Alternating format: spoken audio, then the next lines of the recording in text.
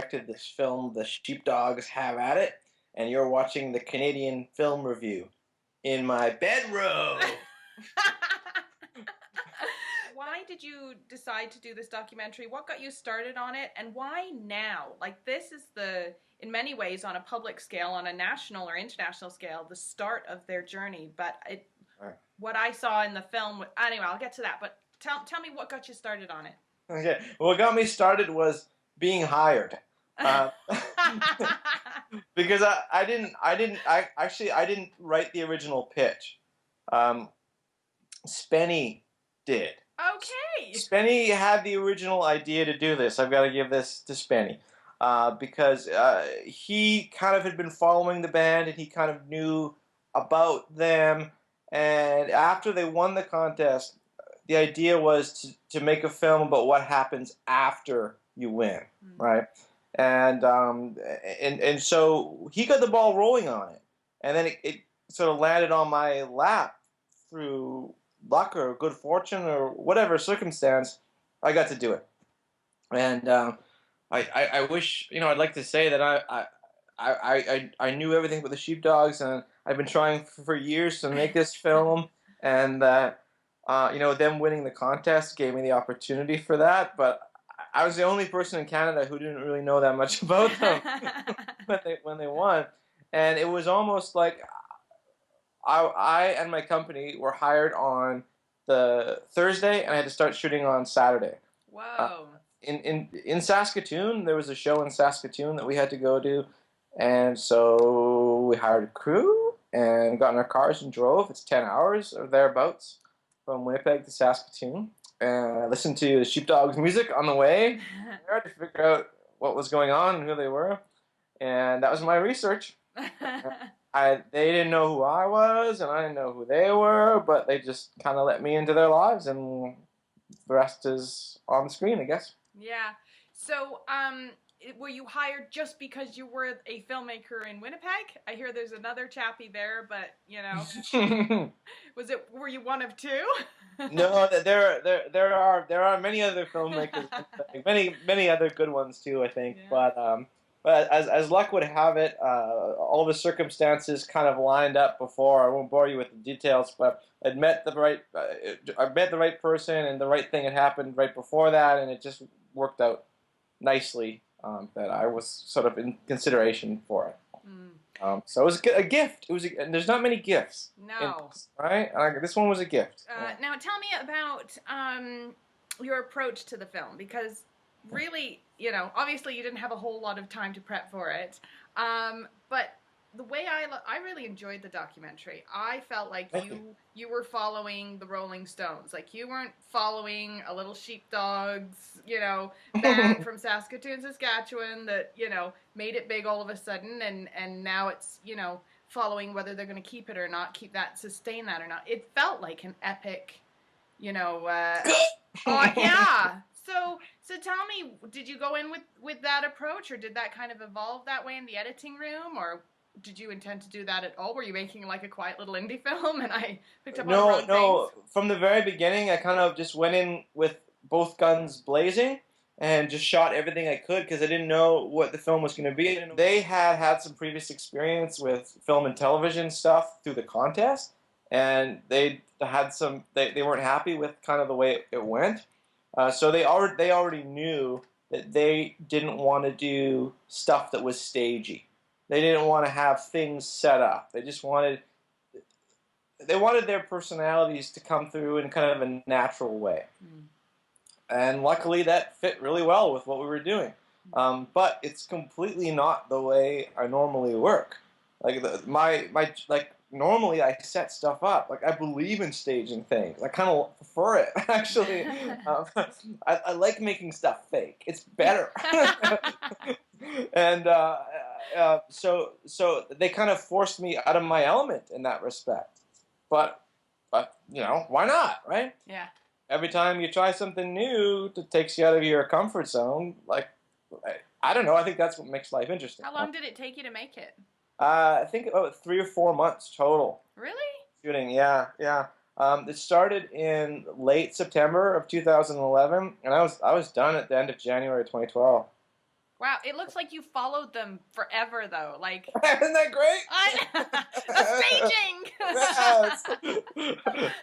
It's all part of my illusion. But I guess if you really look at it, you could kind of see that it was in a very narrow point of time. But they were doing so much stuff that it kind of filled up, right? It was kind of like we ran out of money after a certain amount of time, and it was like, well, I guess that's the story. But that's the limitation too, right? Lately, I've been kind of talking to people about limitations and how limitations are sometimes helpful, and when it's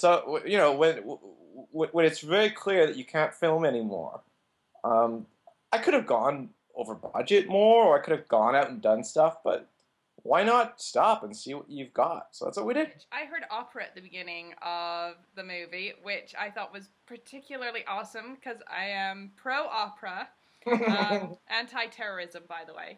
And I was so enthused. Tell me where that inspiration came from. Oh, I just didn't want to do the obvious thing, right? The obvious thing was to start with a guitar riff, right? I wanted to do the opposite of what I guess would be the first choice, right? And if you've ever seen them play, like live, they're kind of operatic. Not in terms of not in terms of content, but in terms of spectacle. Like there's kind of a natural beauty to what they do, like not just because they have hair that's shaking around all over the place. There's kind of a natural spectacle to them, and I wanted to get that across right away. And I think the way to do that was to frame them in the context of something that wasn't rock and roll, to show that they were more than that. Yeah, I saw them in a small club in 2011, just before they won, a few weeks before they won the Rolling Stone thing. And to me, the thing that I noticed about just what you're saying is that there was, it's like all the energy in the room, they expelled it. Like there was nothing else left in the room when they were done. And they were kind of hired on as a local band, and hey, that's cool type thing, not local, but, Canadian band. And yeah, sure. Yeah, but it just felt like all the energy in the room had left when they were done. So did you see a lot of their concerts then? Did you go to a lot of their shows? Yes, I think I might have saw 8 shows or 10 shows or something like that. I started at the beginning shooting with a lot of cameras and making it very much a concert film. But then, we just started running out of money. So by the end, it was just the cameraman and I. She was just shooting all the shows ourselves.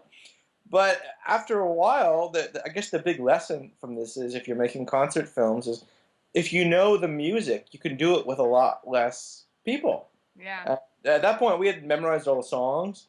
We knew where their hands were going to be on the guitars, even, and so we were kind of able to do that. And in a way, the later shows are kind of better because of that thing. It's, I don't want to say felt like we were in the band or whatever, but it's kind of had that musical unity thing or whatever. Yeah, by proxy. Yeah. I felt like I was playing guitar too. In a way.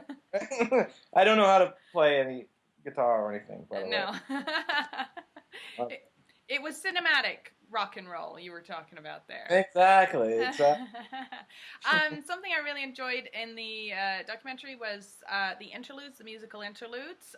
You kind of took their songs, and it was almost a little bit like you had the best soundtrack ever to the film. You know what I mean? It was like we got these little bits of, few minutes of concert, and then interspersed was these so it was kind of familiarizing people who were not particularly familiar with it. Yeah, I one of the things that I think you have to get to really understand them is you have to see them live. I think people who don't see them live don't really have the sort of the same perspective as their fans do. So I wanted to include that as part of the experience, I guess you could say.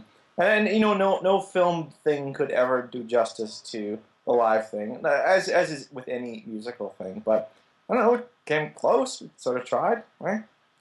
I thought you did good. Yeah. Thanks. Oh, thanks. Yay for you. Yay. You talked to two of the parents as well, which I thought was great. You didn't just like do a little bit on them. You did like they were part of the process, you know. One of the moms took you downstairs to the basement. She said, "Is this like the museum of the sheepdogs?" But it's like years of accumulated crap that they had dumped in her basement. Tell me about kind of pulling that together and telling the parents' story in this.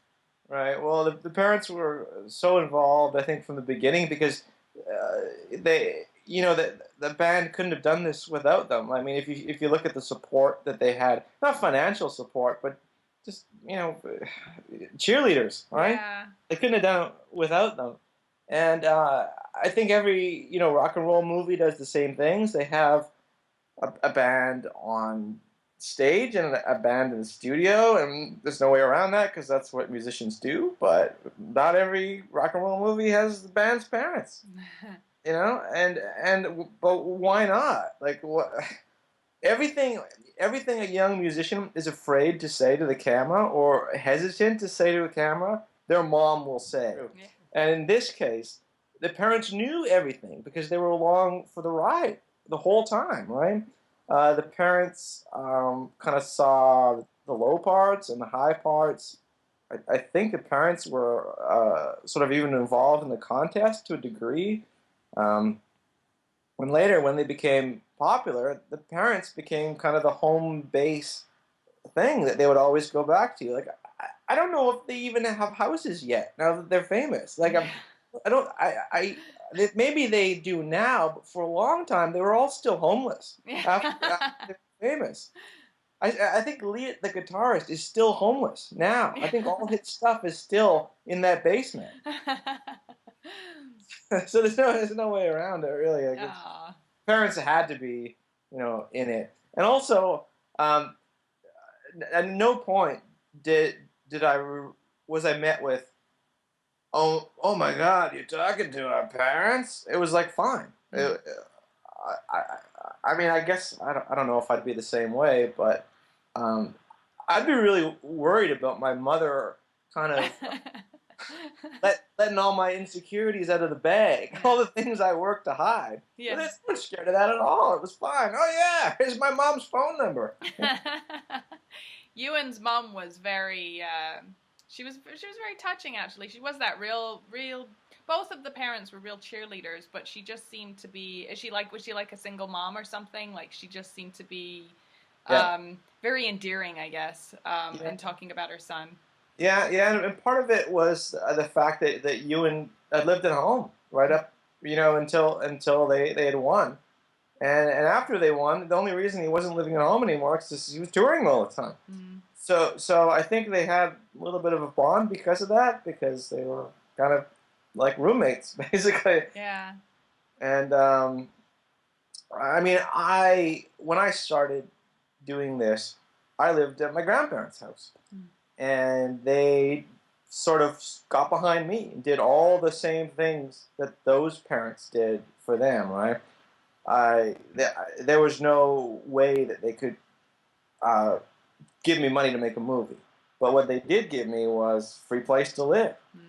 Gave me a room where I could set up an editing suite. They gave me basically everything that they could. And that was all I needed, really. All you need is someone not saying, don't do this, right? The last thing you need is, oh, God, you're still doing this, right? And they didn't do that. That's all the support they really needed, I guess. So I guess partially that was sort of drawn from my own experiences of having been through that. And of course it helps, right? It's got it. Now, so the Sheepdogs came out of Saskatoon, Saskatchewan. Have you heard of Rain Wolf? Jordan Cook, an amazing guitarist, rock and roll, also out of Saskatoon, Saskatchewan. Did you get a flavor for it while you were there? I feel like, these are amazing artists we're seeing coming out of there, like just top of the shelf kind of talent. I feel like it's the new Seattle. It's like Saskatoon, Saskatchewan is the new Seattle. Did Yeah, you get a maybe. I don't flavor know. for that? The one that everyone was talking about then was Deep Dark Woods, which kind of I've got posters of the Sheepdogs played with the Deep Dark Woods like 6 years ago, like in the Mexican restaurant in Saskatoon. So it's strange to kind of see that happening at the same time, and but there's a whole street in Saskatoon where you could go to a different bar every hour and see a live band playing. And they don't have that in Winnipeg. There's no place where you can just walk around and go bar hopping one after the other and see live music in all those different places. It doesn't exist, really. Kind of like there's something like it, but not the same. So, when you build an infrastructure in your community that allows that kind of thing to exist, Yeah. like, of course, sooner or later something has to happen, right? There has to be this kind of stuff. And, I mean, not that it's about a drinking culture or whatever. It's about a well-rounded community that gives rise to these things, right? It's almost a lesson in civic design, right? Like, in a successful community, it has all of this stuff happening, right? And it all builds into each other. That's why I wish I lived in Saskatoon, but I never will because they don't have a film incentive there anymore, so I can't move there. Bedlam Entertainment said these guys, we met these guys, took ages to meet these guys, said that they're really amazing. And so Right, Joel Carrier, yeah. Joel Carrier? He is now their management. Yeah. Right? Yeah. But it took him ages to meet them, and I've met the Sheepdogs a few times, and the thing that comes across to me about them is they're really nice guys. Like, they're genuinely really nice guys, and that comes across in the movie. Like, they're just really sweet hometown kind of boys, did you see anything different? You cut it out, is my curious question. I need a bit of a scoop. No, I wish there was, TMZ kind of journalism. I wouldn't know how to do it if I tried. It was very clear from the beginning that there's going to be no scene where I was going to bust down a hotel room door with cameras rolling and catch them doing something devious. This is not going to happen. If you want like a scoop, like I'm trying to think of something like, and it would have been cheap of me, but I looked for it. I really did. I thought that maybe there'll be something that'll be salacious, and there wasn't. I mean, I guess like there's girls around, but like that's so not scandalous at all. Yeah, girls and rock stars are like peanut butter and jam. Yeah, and because of that, there's almost no girls in the movie, right? Like, I tried to not go there because I'm trying to make a movie with opera and parents, not. But they kind of do. They kind of are the opera and parents kind of guys. You know what I mean? I think that's the interesting thing to me is that you're waiting for the scene, and it never comes across. What you see is this. It's almost like a little bit like the Wizard of Oz. Like you see this kind of wide-eyed, not naivety, but kind of, excitement, building towards this career, Mm-hmm, mm-hmm. I like movies that show how things work. I like it doesn't have to be that much of an uphill battle or whatever. I just like when you reveal the gears working, like the mechanism of how stuff works. I don't really know how this whole Canadian music industry thing kind of happened. Like I didn't understand. Like, for example, like they have a booking agent and a manager, and at one point I asked, like, why is there so many of you people? Like, how many people does it take to do this? And they always do the same thing. They always laughed and explained it to me. Well, when it works, everyone's doing a little bit of work, and it all matches up. Okay, I guess so. But I like that. I like doing that. I like showing how stuff works, and I think their personalities and who they are is part of that. I think part of showing the process of how they do what they do is the fact that they just kind of work at it, and they know how to make the right steps in each case. Um, every band thinks that they're the hardest working band, right? And they all have, and every band has opinions about the other bands, right? Like they're not the hardest, and there's just no way to sort that stuff out. You never will. I mean, my only job is to make it clear to an audience and to sort of set that out for them of what I saw. And I think the evidence is kind of on the table for this band. If you, sorry, I definitely don't want to give promotion to this company at all. I just do that. You're just thirsty. I should have been drinking a local Manitoba beer during this. Yeah, that would have been better. I know. I'm hoping for some product sponsorship from them. I'll have to plan that next time. Yeah. I'm wearing my good shirt. It's flashy. I like it.